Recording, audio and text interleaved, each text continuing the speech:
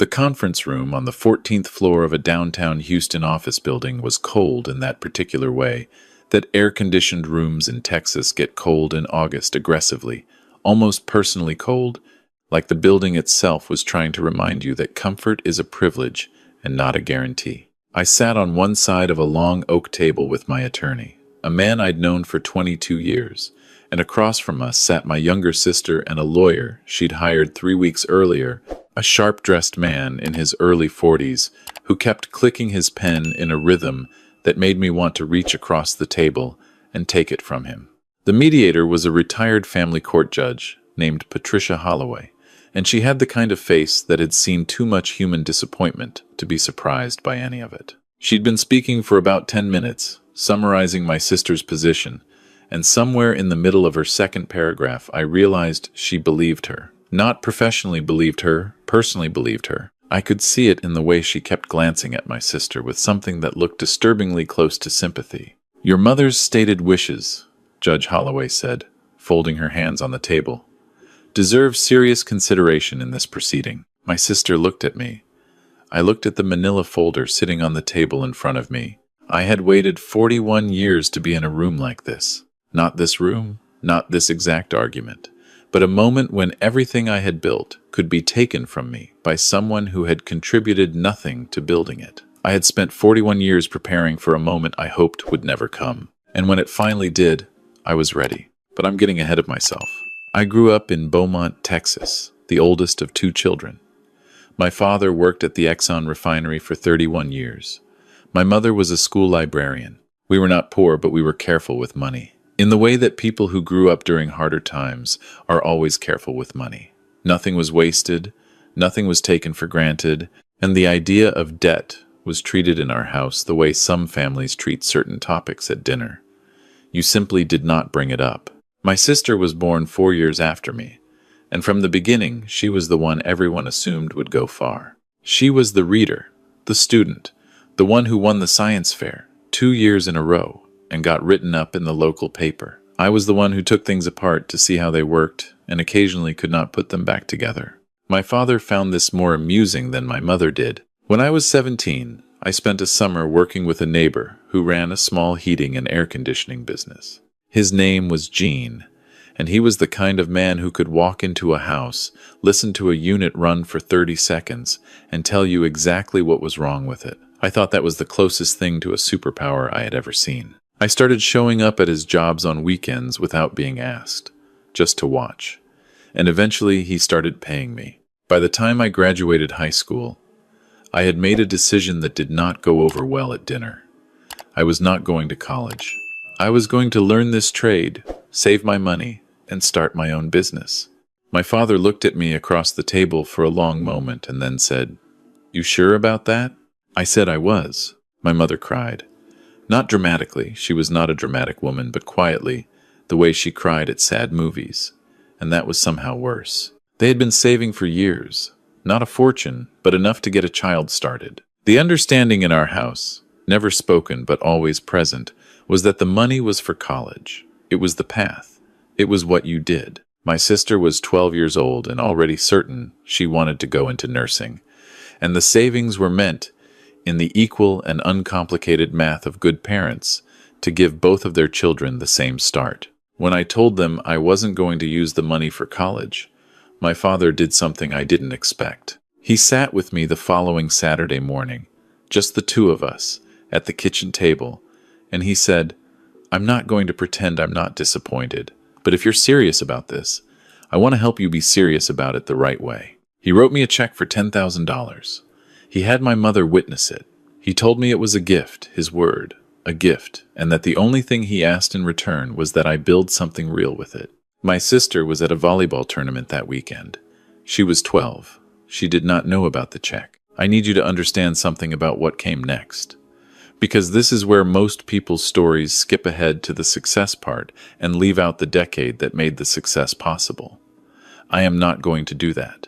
I spent 2 years working for a licensed HVAC company in Beaumont, taking every certification they would pay for and several they would not.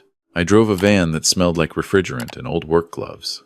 I worked in attics in July in Southeast Texas, which is an experience I would not wish on anyone I did not actively dislike. I saved nearly everything I made because I was still living at home and my parents did not charge me rent, which is the second most valuable thing they ever gave me after the check. In 1986, when I was 24 years old, I filed the paperwork to incorporate my own HVAC and mechanical services company. The filing cost me $47 at the county clerk's office. I remember the exact amount because I wrote it down in a notebook I kept at the time, a habit my father had drilled into me: write everything down, keep every receipt, document everything, because memory is unreliable and paper is not. I was the sole owner. My name was the only name on the articles of incorporation. That is not a detail. That is the entire story, in one sentence. And I did not understand that until 40 years later, when I sat across from my sister in a cold conference room in Houston. The business grew the way honest businesses grow, which is to say slowly and without drama, and through a combination of showing up on time, charging fair prices, and doing work that did not need to be done twice. By the early 90s, I had 4 employees. By 2000, I had 11. I moved the business from Beaumont to Houston in 2003 because that was where the work was expanding, and I bought a commercial property on the north side of the city that I still own. I got married in 1991 to a woman I had met at church. We had 2 daughters. I coached soccer for 9 years, attended every school play, drove to college orientations, and paid for 2 weddings. I am telling you this not to catalog my virtue, but to give you a picture of what 40 years looks like from the inside. It looks like 1,000 small decisions and an enormous amount of work and, occasionally, if you're fortunate, a life that resembles the one you intended to build. My sister, meanwhile, did exactly what everyone expected her to do. She went to nursing school at the University of Texas, paid for by my parents, and I want to be careful here because I am not saying that with resentment. My parents paid for her education. My father gave me $10,000 and told me it was a gift. Both of his children received his support. They simply received it differently, because we were different people with different paths. And my father was wise enough to understand that fairness does not always mean identical. My sister became a nurse, then a nurse practitioner, and eventually a professor at a nursing school in San Antonio. She had a career she was proud of, and that she had every right to be proud of. We were not close in the way that some siblings are close. We lived in different cities, we had different friends, we saw each other at Christmas and at family events, but we were not estranged. We got along. My father died in 2019 after 2 years of Alzheimer's that I will not describe in detail because the details are painful and they are not the point. My mother had already been diagnosed by then. She moved in with my sister in San Antonio, which was the right decision. My sister is a healthcare professional, and I was running a business, and my wife and I had already raised our children and moved on to the life that comes after, and I paid for every expense of my mother's care without being asked, because it was the right thing to do and because my mother had given me everything she could when it mattered. My mother died in the spring of 2022. She was 81 years old. She had not known who I was for the last 14 months of her life, and I had driven to San Antonio every month anyway, and I had sat with her and held her hand, and I do not regret a single hour of that. 4 months after her funeral, my sister called me. I remember the call was on a Tuesday evening. I was sitting on the back porch watching the sprinkler system run, which is one of those retirement-adjacent pleasures that I had not expected to enjoy as much as I do. My phone rang, and it was my sister, and I answered it the way I always answered her calls, with genuine warmth. Because whatever tension came later, I want to be clear that at the moment that phone rang, I had no reason to expect anything except a normal conversation with my sister. She said she needed to talk to me about the business. I asked her what she meant. She said that when she had been going through our mother's belongings, she had found some letters. She said she had spoken with a family friend who remembered our parents talking about the business. She said that our mother had told her, years ago, that she always considered the business to be for both of us. I held the phone for a moment without speaking. "What does that mean?" I said. "For both of us?" "It means I think I have a right to part of it," she said. "I've been talking to a lawyer. I want to be honest with you about what I felt in that moment, Because I think it matters. I did not feel rage. I felt something closer to grief, the particular grief of watching someone you love do something that cannot be undone, and knowing that everything that comes after will be colored by it. My sister and I had 30 years of Christmas dinners and birthday calls and shared memories of parents who loved us, and all of it was still true, and none of it could stop what was happening. I built that business, I said. I built it alone. I have been building it for 40 years. I know, she said. But Mom told me. Mom didn't own any part of it, I said. She never did. Neither did Dad. There was a silence. My lawyer says there are legal theories that could apply, she said. Equitable claims, family expectation of inheritance. He thinks we should go to mediation. I said I would call her back. Then I hung up and sat on my porch for a long time watching the sprinkler until it shut itself off automatically. And then I sat in the dark for a while longer. The next morning, I called my attorney and told him everything. The 3 months between that phone call and the mediation were among the strangest of my life. I continued running my business, continued managing 23 employees and a service territory that covered most of the greater Houston metropolitan area, continued showing up to work every morning and doing the 1,000 things that running a business requires. From the outside, nothing had changed. From the inside, I was dismantling 40 years of my own history, looking for every piece of paper I had ever kept. I told you earlier that my father drilled into me the habit of documentation. Write everything down, keep every receipt, document everything, because memory is unreliable and paper is not. I had applied this habit to my business from the day I incorporated it, but I had also applied it to my personal financial records, to family transactions, to anything that touched money or ownership or legal obligation. I had kept the notebook from 1986. I had kept every annual report I had filed with the state. I had kept my original articles of incorporation, sealed in a plastic sleeve inside a fireproof box that I had bought in 1989 and never once thought I would actually need. And I had kept the check. My father had written me a check for $10,000 in August of 1983 when I was 21 years old. He had written gift business startup in the memo line, in his precise, careful handwriting. My mother had signed as a witness on a simple handwritten note he had written alongside it, which said, "This money is given freely to our son as a gift, with no expectation of repayment or ownership claim. It is our hope that he builds something good with it." Both of them had signed it. My mother had dated it. I had not looked at that piece of paper in decades. When I found it in the fireproof box, inside a manila envelope labeled in my father's handwriting, I sat on the floor of my home office for a while. My attorney, when I showed it to him, looked at it for a long time without speaking. Then he looked up at me. "This is everything," he said. "I know," I said. "Does your sister know this exists?" "I don't think anyone knew except my parents and me," I said. "And my parents are gone." My attorney put the document back in the envelope carefully, the way you handle something old and irreplaceable. "Bring this to the mediation," he said. "Don't show it early. Let them make their case first." My sister's attorney opened the mediation by presenting what he called a pattern of family intent. He had a printed timeline. He had a statement from a family friend, a woman who had known my parents for 40 years, who said she remembered my mother speaking about the business as a family legacy. He had a collection of birthday cards and Christmas letters in which my parents had expressed pride in the family business, using phrases like "what we've built and our family's future." He was good. I will give him that. He had taken a collection of sentimental expressions from 2 aging parents who were proud of their son's success and reframed them as evidence of co-ownership intent. If you didn't know the full story, it was almost convincing. My sister sat beside him and said very little. She looked tired. She had looked tired since my mother died, and I understood that kind of tired, the particular exhaustion of grief that doesn't resolve on any schedule.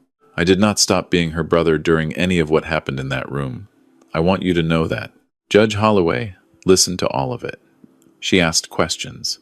She was thorough and professional. And then she turned to my side of the table and said, "Your mother apparently expressed on multiple occasions that she viewed this business as part of the family legacy. Do you dispute that?" "I don't dispute that my parents were proud of the business," I said, But pride is not ownership. Your father provided the seed funding, her attorney said. $10,000. He did, I said. And you would agree that without that initial capital, the business might not exist in its current form? I would agree that it was helpful, I said. I might have gotten there another way. I don't know. But yes, it was helpful. And your parents received nothing in return. They received what parents receive, I said. They watched their son build something. They were at the ribbon cutting when I opened my second location. My father came to every company Christmas party until he was too sick to travel. My mother told everyone she knew that her son owned a business.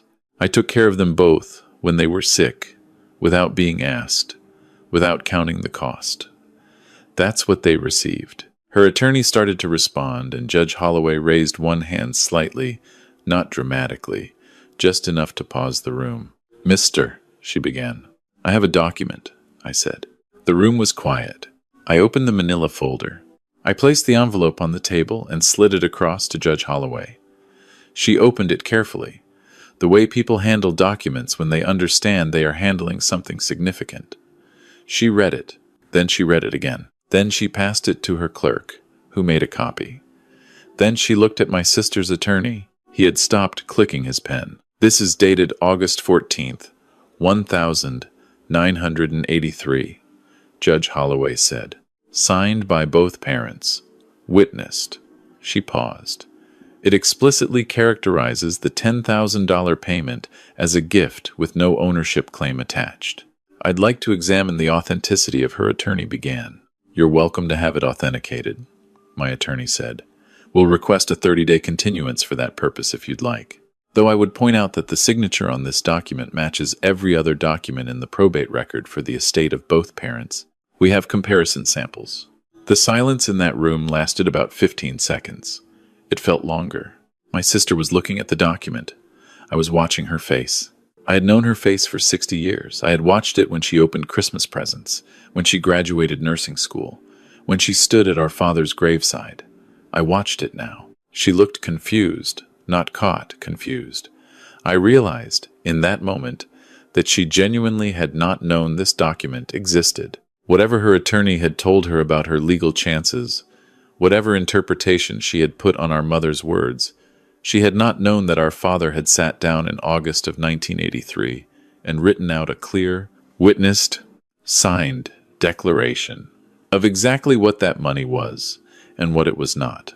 My father was very thorough, I said, and I was not speaking to the room. I was speaking to my sister. He documented everything. He told me to do the same. She looked at me. "Mom told me it was supposed to be for both of us," she said. Her voice was smaller now. "She said it was a family business. Mom was proud of what I built," I said. "She talked about it like it was hers because she loved me. Parents do that. But Dad knew the difference between love and legal reality. He always knew that difference." Her attorney leaned over and said something quietly to her. She shook her head almost imperceptibly. Judge Holloway set the document down. "I think," she said, "we may need a recess." During the recess, I stood at a window on the 14th floor and looked out at Houston. I had lived in this city for more than 20 years.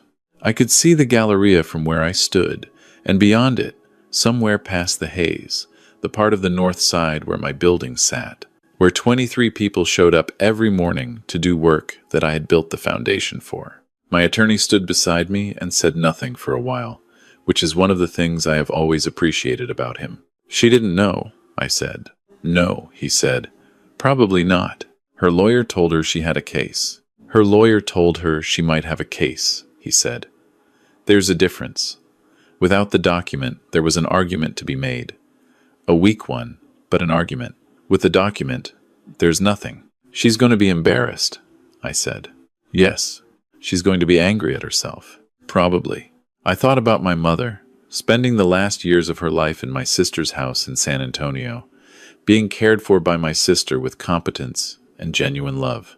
I thought about the fact that my mother, in those last years, had probably said many things to my sister about the family, about legacy, about what things meant and what she hoped for.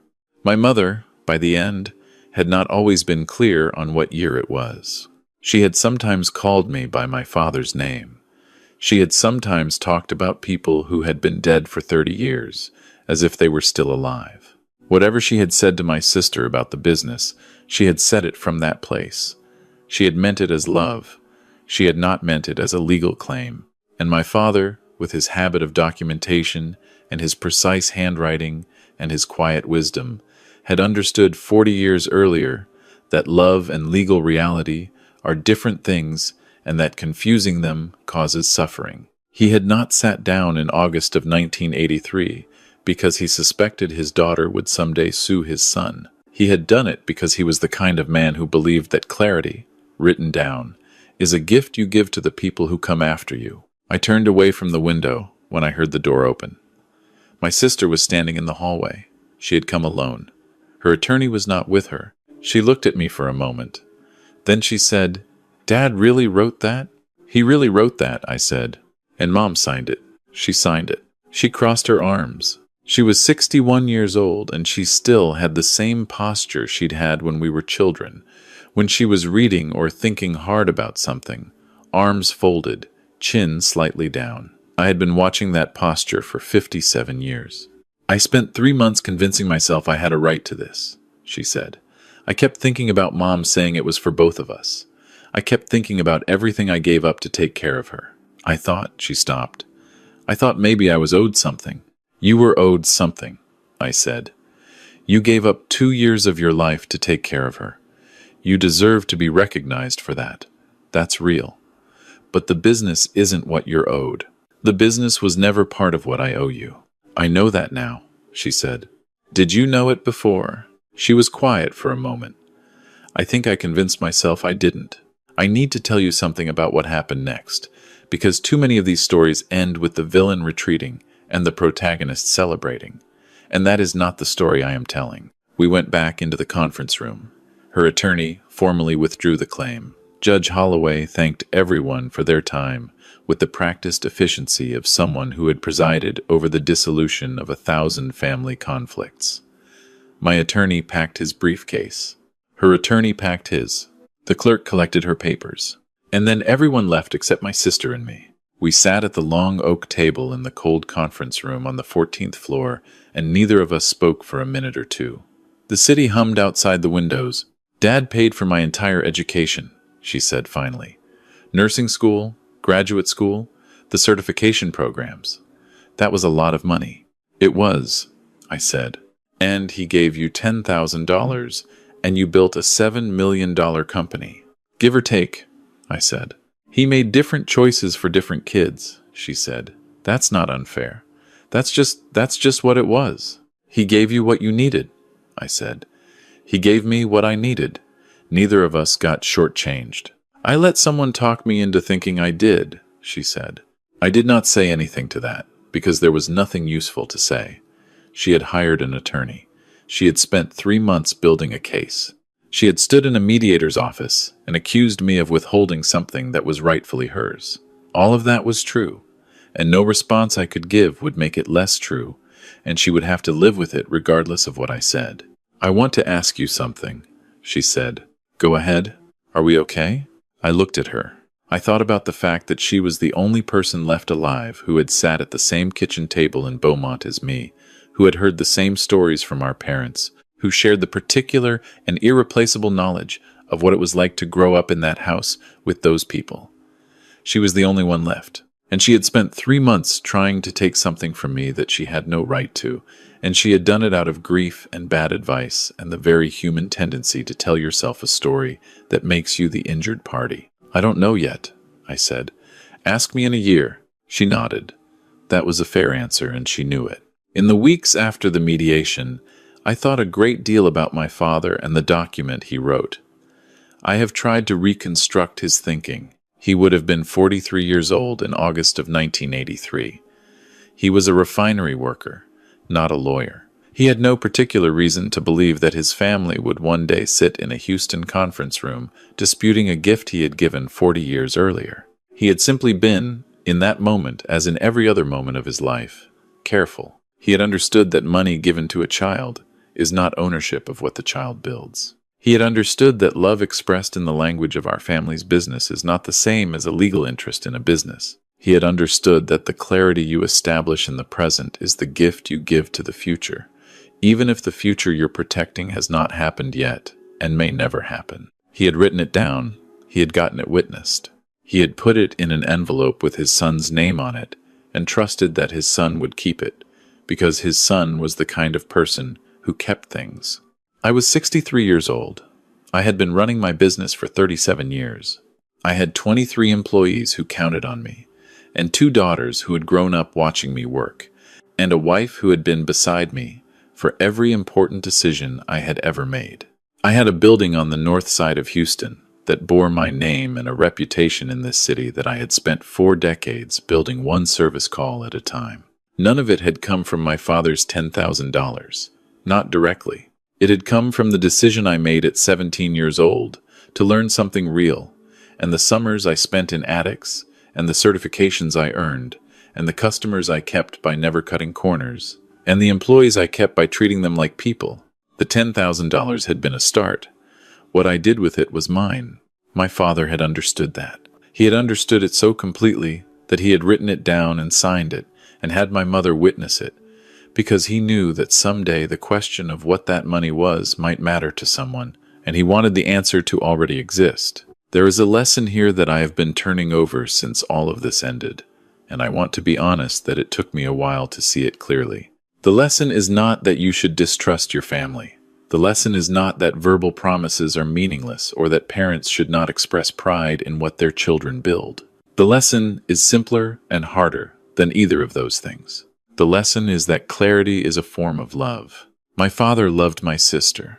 He paid for her education completely, without complaint, and she built a career out of that investment that she can be proud of for the rest of her life. He loved me. He gave me $10,000 and the habits of mind that made it possible to do something with $10,000, and those habits were worth more than the money.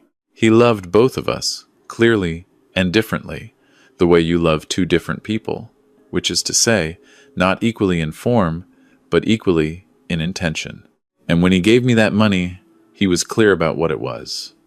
Not because he suspected conflict, not because he didn't trust us, but because clarity is what you give to the people you love, so that when you're gone, they don't have to guess. I have since updated every business document I own, my succession plan, my buy-sell agreement, my partnership structure. Everything that matters is written down, witnessed, dated, stored in a fireproof box and a digital backup and a sealed envelope with my attorney. My daughters know where everything is. My wife has a copy. There is no ambiguity in any of it. It took my father's 40-year-old note to remind me that the most valuable thing he ever taught me was not how to start a business. It was how to document one. My sister and I talked at Thanksgiving that year. It was the first time we had been in the same room since the mediation. Her daughter and son-in-law came. My daughters came. My youngest granddaughter, who is 5, spent most of the afternoon in my sister's lap, which is a fact I found more comforting than I expected. We did not talk about the mediation directly.